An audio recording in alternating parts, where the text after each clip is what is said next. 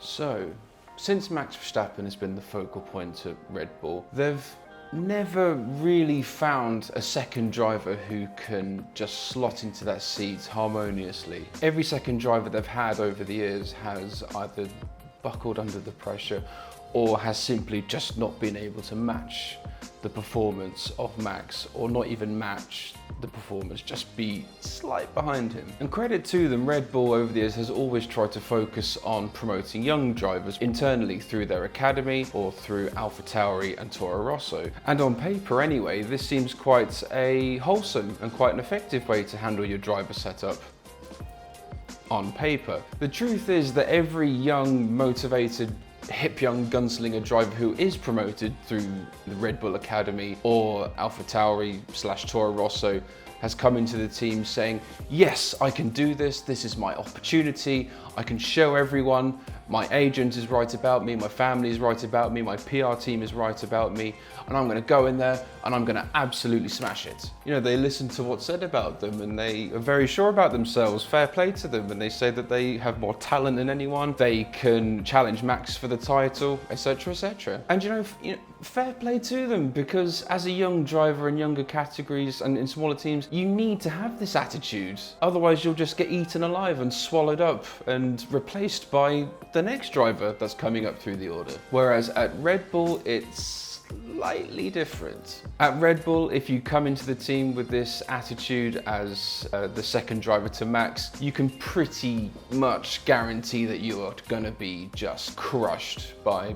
Helmut Marko, Christian Horner, or even Max Verstappen as well. You know, we've seen this happen in the past with, you know, Gasly and Albon, and I think it's kind of starting to look that way with Perez as well. We're starting to see some friction now between Verstappen and Perez. That started last season. I think it all kind of began at the Monaco Grand Prix last season, and it's just been kind of bubbling away under there. And anything that kind of upsets Max, Red Bull are going to deal with it. In my opinion, I think it's a case of Red Bull wanting to have their cake and eat it, because they want a youngish driver who shows motivation and a will to succeed and perform at the highest level, whereas they'll also be happy to lay down for Max, sacrifice their race, fulfill team orders. I think it's pretty obvious at this stage that Red Bull are looking for a team player in the most extreme way. It looks like Max could also wrap up the Constructors' titles entirely by himself, so it's not that pressing for now.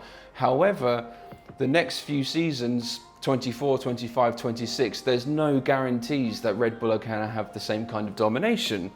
So I think they need to try and sort out this dynamic by next season. And this is why, in my opinion, Red Bull have been approaching this wrong. They need a driver who's fast, who's proven, but has their feet firmly on the ground and who are very self-aware of their position on the grid and who they are as a driver. And also someone who's happy to effectively sign a deal with the devil to ensure that they have a top drive. Basically, someone who's happy to do the shake and bake system from Talladega Nights. Red Bull aren't looking for another world champion. They've already got this. They've already got Max. He can sew up the next few seasons easily as world champion. He could easily end his career as the most successful driver ever. Now, the thing is, as fans, the prospect of having Hamilton or Alonso or Leclerc in that seat is absolutely mouth-watering. But as a team manager, I think that would be disastrous. An inter-team battle for the championship is the last thing that Red Bull wants at this stage. So,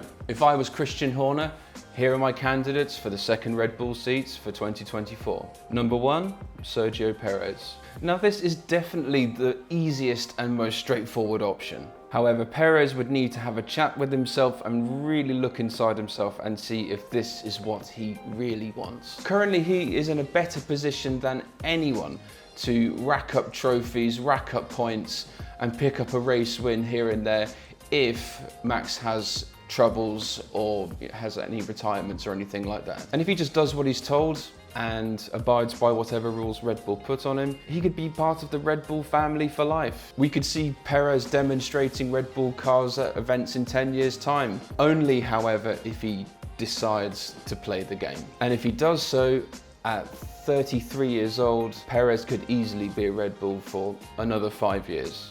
Sergio Perez, great driver, but could be a liability for the team in perhaps a more competitive season.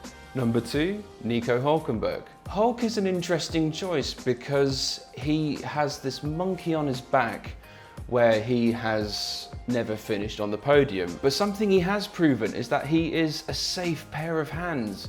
He can jump in a car which is unfamiliar to him and do some very, very good things, as well as jump in a car which is not very good, like this year's Haas, and put it in Q3 in qualifying. So there is potential there, I think. But I also think he's old enough, wise enough, and at this stage in his career, where I think he would do anything he's told to be in a Red Bull. Verstappen and Hulkenberg apparently get on well. Hulk was apparently seen at the Red Bull hospitality, but apparently this was because Verstappen and Hulkenberg were getting the same flight, apparently. In my opinion, Hulk, if paid handsomely, would happily lay down for Max and do a solid driver number 2 job. Happily follow team orders and just drive for the greater good at Red Bull. It would be a great chance for him to cap off his career. He's 35, so it's by no means a long-term solution, but Red Bull can certainly get another 2 seasons out of him at least. Number 3, Alex Albon. Oh, Alex. So in his previous stint at Red Bull, we saw some real flashes of talent in his time there. Yes, he suffered from confidence issues, there was some just straight up bad luck, but Albon has really come into his own at Williams in the last 2 seasons. He's getting the best out of his car, he's single-handedly lifted Williams off the bottom of the Constructors' Championship, he's really matured as a driver, and number 4, he's earned himself the nickname, the Tyre Whisperer. There's no doubt that Albon would be right up there with Max if he was given a second stint at Red Bull. But Albon would need to have a plan, and that plan would be to compete at the front, raise the stock, win some trophies, rack up a couple of wins, and then if the situation rose, he could make a big move to another team where he could legitimately compete as the number 1 driver. Now this is an interesting one. Number 4, Sebastian Vettel. This choice is a bit out there, but hear me out. Now the first thing to address with Vettel is one of the biggest reasons he left F1 was to spend more time with his family and his young children. Fair enough. But also he was driving some pretty crap cars as well in the final few years of his career. So my suggestion is to bring Vettel back to Red Bull on what I would call a Kimi-style contract. And as Kimi famously said in Drive to Survive, I treat F1 more as a hobby. He'd be able to find his love for the sport again and compete at the front. And also he'd be doing the bare minimum, if any PR, marketing, press work, etc. Pretty much a arrive and drive and then leave again contract, so that he can spend much more time with his family, as well as satisfying his taste for Formula 1 and motorsport in general. Vettel could probably see it out until 2025, until the new regs come in, and then see what lies in wait for him for the rest of his career. Number 5, Daniel Ricciardo. Oh, Daniel, where did it all go wrong? I mean, first things first, Daniel had a great stint at Red Bull initially. He's a product of the academy, had the misfortune of, earning his craft at HRT at the very beginning, jumped straight into the Red Bull alongside Vettel and outdrove him and just went from strength to strength. But now Ricciardo, he's a little older, a little wiser, and I think he's probably learned from his mistakes now. And he would certainly count his blessings now to be back at Red Bull and wouldn't cause any fuss or bother to the team. He's also probably more self-aware now and knows his place on the grid as an F1 driver and knows what he's likely to do in his career. But the interesting thing now that he's back in the Red Bull family in some shape or form at AlphaTauri, we'll have to judge on his performance in 2023 and see where that goes. He might continue now for the next few years, or he may not get a drive at the end of this at all. We'll have to wait and see what happens. Interestingly, I've just realised that all these candidates which I've mentioned, and this isn't scripted at all, have in some shape or form had F1 taken away from them at some stage, that each one of them has had to stare into the abyss at some point in their career, knowing that their time as an F1 driver could very well be over. So that's an interesting factor. So I think that could warrant each of them to go into the Red Bull team number 2 and just crack on.